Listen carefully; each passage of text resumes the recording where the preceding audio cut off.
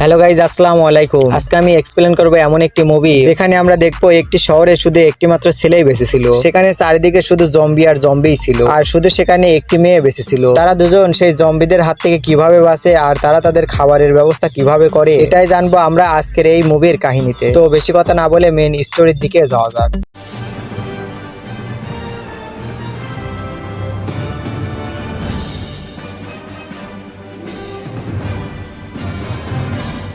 কাহিনীর শুরুতে আমরা টম নামের একটি ছেলেকে দেখতে পাই, যে একটি বাড়িতে একা ছিল, কারণ তার পরিবারের লোকজন তার অন্য আত্মীয়দের বাড়িতে পার্টিতে গিয়েছিল। সকালে টমের ঘুম একটি অস্বাভাবিক আওয়াজ শুনে ভাঙে। যখন টম সেটা দেখার জন্য বাইরে দরজার কাছে যায়, তখন সে সেখানে দেখতে পায় বাইরে কিছু মারার শব্দ হচ্ছে। টম এসব কিছু দরজার ছিদ্র দিয়ে দেখে, কিন্তু সে সেখানে বাইরে কোনো কিছুই দেখতে পায় না। এর জন্য টম ভিতরে এসে টিভি চালু করে। তখনই সেখানে টিভির ভিতর একটি ইমার্জেন্সি অ্যালার্ম সামনে আসে, যেটা দেখে টমের পায়ের নিচ থেকে মাটি সরে যায়। বাইরে কি চলছে এসব কিছু দেখার জন্য টম তার জানলার কাছে যায়, কিন্তু সে সেখানে বাইরের দৃশ্য দেখে কোনো কিছুই বুঝতে পারে না যে এসব কিছু কি চলছে। সেখানে চারিদিকে চেঁচামেচি লেগে গিয়েছিল, সেখানে মানুষ চারিদিকে পালাচ্ছিল। আসলে দুনিয়াতে একটি অস্বাভাবিক ভাইরাস ছড়ে পড়েছিল, যেটাতে ইনফেক্টেড হয়ে মানুষ কিছু সেকেন্ডের ভিতরে জম্বিতে পরিণত হয়ে যায়। আর তারা সেখানে এতটাই ভয়ানক জম্বিতে পরিণত হয় যে তারা মানুষকে দেখার সাথে সাথে তাদের উপরে আক্রমণ করা শুরু করে। টম সেখানে অনেক ঘাবড়ে গিয়েছিল। তখনই টমের দরজার কাছে একটি লোক আসে, আর সে টমকে না বলে টমের ঘরের ভিতরে ঢুকে পড়ে। টম তাকে দেখে সে সেখানে বুঝতে পারে যে এও একজন জম্বি। তখন সেই লোক টমকে সেখানে বোঝানোর চেষ্টা করে যে সে টমের কাজের লোক। টম তখন তাকে জিজ্ঞাসা করে, তুমি এত ঘাবড়ে কেন গিয়েছো? তখন সেই লোক বলে, আমি জানি না, সকালে আমার বন্ধু আমার বাড়িতে আসে আর হঠাৎ করে সে আমার পরিবারের উপরে আর আমার উপরে হামলা করা শুরু করে। আমি সেখান থেকে অনেক চেষ্টা করে নিজের জান বাঁচিয়ে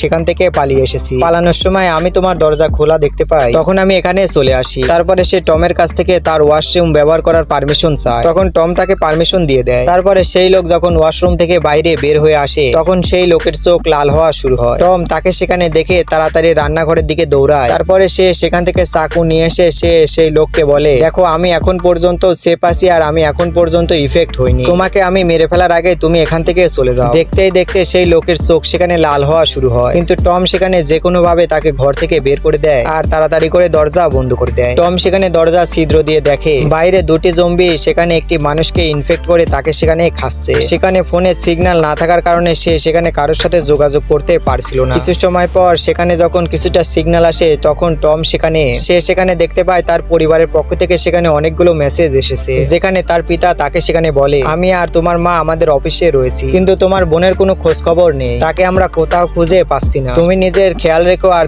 ঘরের দরজা জানলা খুব ভালোভাবে বন্ধ করে রেখো। ঘরের ভিতরে কাউকেই ঢুকতে দিও না। বাইরে সেখানে অনেকগুলো জম্বি ছিল, সেখানে চারিদিকে অনেক ভাঙচুর হচ্ছিল। টম সেখানে কোনো কিছুই বুঝতে পারছিল না যে সে সেখানে কি করবে। তখনই টম সে তার পরিবারের ফটোর উপরে স্টে অ্যালাইভ লেখে, যেখান থেকে সে যেন জীবিত থাকার মোটিভেশন পায়। আর এরকম ভাবে সেখানে অনেকগুলো দিন কেটে যায়। টম সেখানে অনেক দিন ধরে একা ছিল। টম সেখানে তার পরিবারের সাথে সে যোগাযোগ করতে চায়, কিন্তু সে তার পরিবারের সাথে কোনোভাবে যোগাযোগ করতে পারে না। টম বাড়িতে বসে সুরক্ষার ব্যবস্থা করছিল। টম তার ঘরের সব জায়গা ভালোভাবে বন্ধ করে দেয়, আর সে তার দরজার উপরে ফ্রিজ রাখে, যাতে জম্বি দরজা খুলে ভিতরে না আসতে পারে। টম সেখানে তার ল্যাপটপে রেকর্ডিংও করতো, যেখানে সে বলে, আমি একদম একা থাকি, অনেক দিন ধরে ভাইরাস ছড়িয়ে পড়েছে, আমি এখন পর্যন্ত কারোর সাথে কোনো যোগাযোগ করতে পারিনি, আমি অনেক দিন ধরে কাউকে দেখিওনি। তারপরে টম নিউজ দেখে, যেখানে সে বলছিল যখনই কোনো মানুষ এই জম্বি ভাইরাসে ইনফেক্ট হয়, তখন ইনফেক্ট হওয়ার পর তাদের মস্তিষ্ক তাদের কন্ট্রোলে থাকে না, কিন্তু সেই জম্বি অনেক শক্তিশালী হয়ে যায়, তাদের দেখার আর শোনার ক্ষমতা অনেক বেড়ে যায়, তারা অনেক দূর থেকে তাদের শিকার দেখতে পারতো, আর কোথাও যদি একটু আওয়াজ হতো তাহলে তারা বুঝতে পারতো যে এই জায়গায় মানুষ রয়েছে। এরকম ভাবে আরো কিছুদিন কেটে যায়। সেখানে সে মানসিক ভারসাম্য হারাতে থাকে, আর সেখানে এখন পানিও আসা বন্ধ হয়ে গিয়েছিল। টম সেখানে সব সময়ের মতন সে সেখানে তার ল্যাপটপ খোলে আর সে রেকর্ডিং করা শুরু করে, যেখানে সে বলছিল, আমার কাছে এখানে না আছে খাবার দাবার আর না আছে কোনো কাজ, আমি এখানে একদম একা হয়ে গিয়েছি, আর কিছুদিন যদি এভাবে আমি এখানে থাকি তাহলে আমি পাগল হয়ে যাব। টম সেখানে রেকর্ডিং করছিল, তখনই সে তার ঘরের ভিতরে একটি অস্বাভাবিক আওয়াজ শুনতে পায়। টম সেখানে ভয় পেয়ে যায়। সে সেখানে একটি বেসবল ব্যাট নেয় আর সে দেখতে চলে যায়। আসলে সে সেখানে সেখানে গিয়ে দেখতে পায় সেখানে একটি মেয়ে জম্বি ছিল, যে ওয়াশরুমের ভেন্টিলেশন দিয়ে ভিতরে চলে এসেছিল। জম্বি সেখানে টমকে খুঁজছিল, তখনই টম সেখানে পিছন থেকে তার উপরে হামলা করে তাকে সেখানে মেরে ফেলে। তারপরে টম তাড়াতাড়ি গিয়ে ভেন্টিলেশন বন্ধ করে দেয়। তারপরে একদিন টম আবারও রেকর্ডিং করছিল, তখনই তার ফোন সেখানে কিছুটা সিগন্যাল পায়। তারপরে সে সেখানে তাড়াতাড়ি করে তার মাকে কল করার চেষ্টা করে, কিন্তু কল সেখানে যায় না। তখনই সেখানে তার কাছে তার মায়ের পুরাতন একটি ভয়েস রেকর্ড আসে, যে সেখানে তাকে বলছিল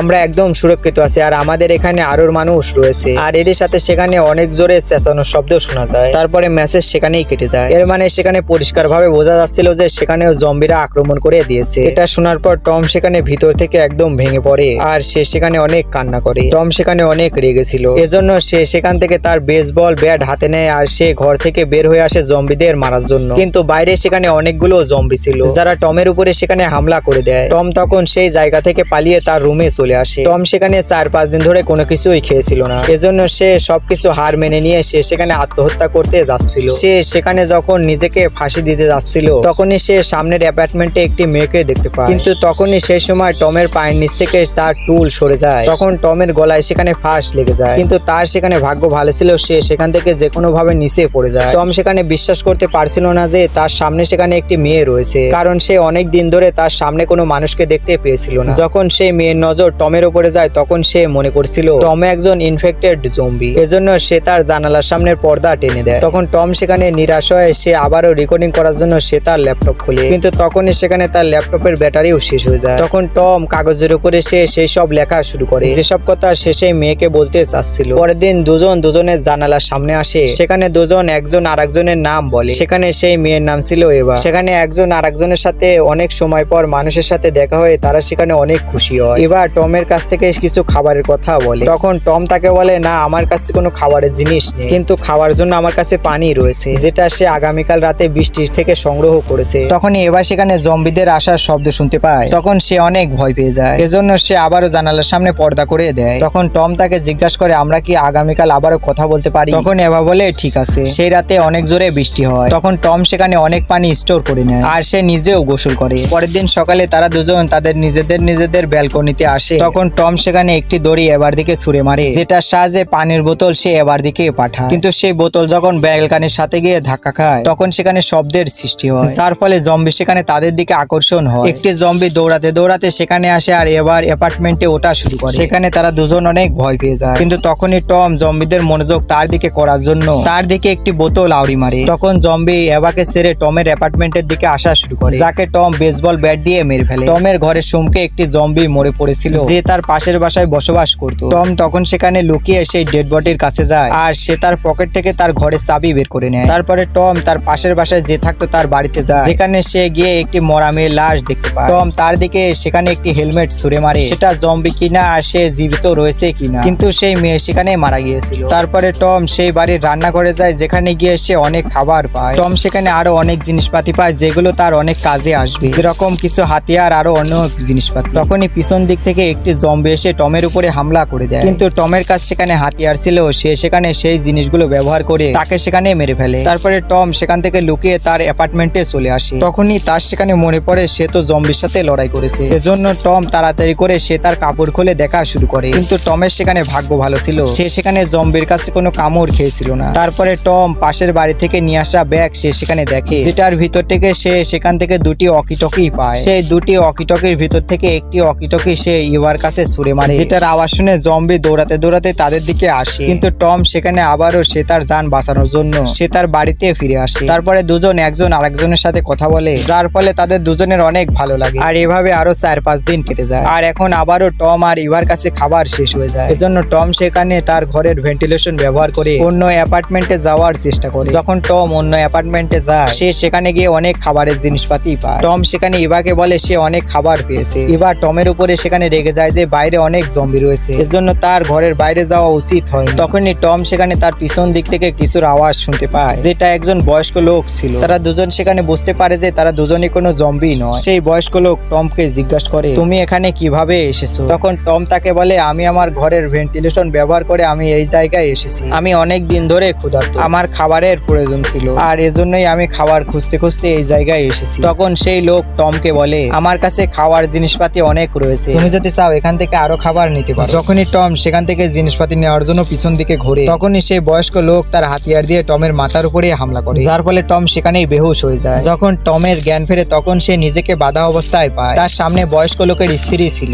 যে জম্বিতে পরিণত হয়ে গিয়েছিল, আর সে টমকে খাওয়ার জন্য তার দিকে আসছিল। আসলে সেই বয়স্ক লোক তার স্ত্রীকে অনেক ভালোবাসতো, কিন্তু সে যে কোনো ভাবে ইনফেক্ট হয়ে সে জম্বিতে পরিণত হয়ে যায়। সেই বয়স্ক লোক তার স্ত্রীকে মারার পরিবর্তে তার ঘরের একটি রুমে বন্দি করে দেয়। আর যখন তার স্ত্রীর অনেক ক্ষুধা লাগে তখন সে তার কুকুরকে তার স্ত্রীকে খাওয়ার জন্য দেয়। তারপরে সে এসব কিছু বলে সেই বয়স্ক লোক সেই জায়গা থেকে চলে যায়, কিন্তু টম সেখানে যে কোনো ভাবে সে সেখান থেকে নিজেকে মুক্ত করে নেয়। তখনই সেই বয়স্ক লোক সেই রুমের ভিতরে চলে আসে আর সে তার হাতিয়ার দিয়ে তার উপরে হামলা করা শুরু করে, কিন্তু টম সেখানে বেঁচে যায়। আর সে সেই বয়স্ক লোককে ধাক্কা দিয়ে সে তার জম্বি স্ত্রীর কাছে ঠেলে দেয়। তখন তারই স্ত্রী তাকে সেখানে ইনফেক্ট করে দেয়। টম তখন তাড়াতাড়ি করে সে তার জিনিস নিয়ে সে সেই জায়গা থেকে বের হয়ে আসে। ঘর পৌঁছে সে ইভাকে বলে তার ঘরের ভিতরেও জম্বি চলে এসেছে। এজন্য টম সে তার অ্যাপার্টমেন্টের থেকে সে ইভার অ্যাপার্টমেন্টে জাম করে দেয়, কিন্তু তার পা সেখানে স্লিপ কাটে। তারপরে সে সেখান থেকে নিচে পড়ে যায়, কিন্তু ইভা সেখানে সে তার বেডশিট ব্যবহার করে তাকে উপরে নিয়ে আসার চেষ্টা করে, কিন্তু জম্বিও সেখানে তার পিছে পিছে আসছিল। এজন্য টম সেখানে ইভার অ্যাপার্টমেন্ট থেকে একটি ফ্লোর নিচে থেকে যায়। তারপরে সে সেখান থেকে বেডশিট কেটে দেয়, যার ফলে জম্বিরা নিচে পড়ে যায়। তারপরে টম সেখানে ইভাকে বলে সে যেন তার অ্যাপার্টমেন্টে লাফ দেয়, তখন ইভা সেখানে এরকমই করে। তারপরে সে সেখান থেকে জাম করে টমের কাছে চলে আসে। তারা দুজন সেখানে সিদ্ধান্ত নেয় যে এই জায়গা একদমই সেফ নয়, এজন্য আমাদেরকে এই জায়গা থেকে চলে যাও। তারপরে তারা দুজন সেই অ্যাপার্টমেন্ট থেকে ইভার অ্যাপার্টমেন্টে যাচ্ছিল, তখনই তাদের পিছে অনেক জম্বি লেগে যায়। সেখানে দুটি জম্বি সেখানে টমের উপরে হামলা করে দেয়। টম সেখানে একটি জম্বিকে নিচে ফেলে দেয়, কিন্তু অন্য জম্বি সেখানে টমের উপরে এখনো হামলা করছিল। তখনই ইভা পিছন থেকে এসে সেই জম্বিকে মেরে ফেলে। তারপরে তারা দুজন তাড়াতাড়ি করে ইভার অ্যাপার্টমেন্টে চলে আসে। উপরে আসার পর টম ইভাকে একটি বেসবল ব্যাট দেয়, আর সে তাকে বলে তুমি তাড়াতাড়ি আমাকে মেরে ফেলো, কারণ আমার উপরে জম্বি আক্রমণ করে দিয়েছে। ইভা সেখানে এরকম করে না। তখন টম সেখানে বিল্ডিং এর রেলের উপর থেকে লাফ দিতে যাচ্ছিল, তখনই সে সেখানে তার শার্ট খোলে। তখন সে বুঝতে পারে তার কোনো জায়গায় কোনো জম্বি কামড় দেয়, এর মানে সে সেখানে ইনফেক্ট হয়েছিল না, এর মানে সে জম্বিতে পরিণত হবে না। তারা দুজন সেখানে অনেক খুশি হয়, আর তারা দুজন সেখানে সিদ্ধান্ত নেয় যে তারা দুজন একসাথে হয়ে জম্বিদের সাথে মোকাবেলা করবে। আর এখানে এই মুভি শেষ হয়।